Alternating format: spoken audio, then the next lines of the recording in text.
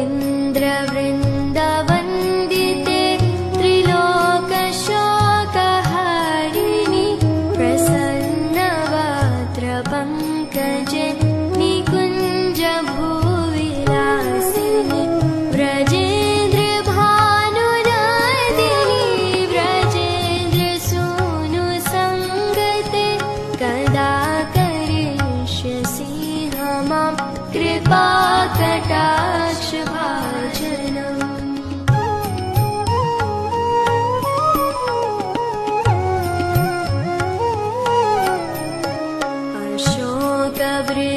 अशोकवृक्षवल्लरि वितानमण्डपस्थिते प्रवालवालपल्लव प्रभारुणाङ्घ्रिकोमले वराभयात् स्फुरत्करे प्रभूतसम्पदालये कदा करिष्यसि मां कृपाकटाक्षभाजनम्।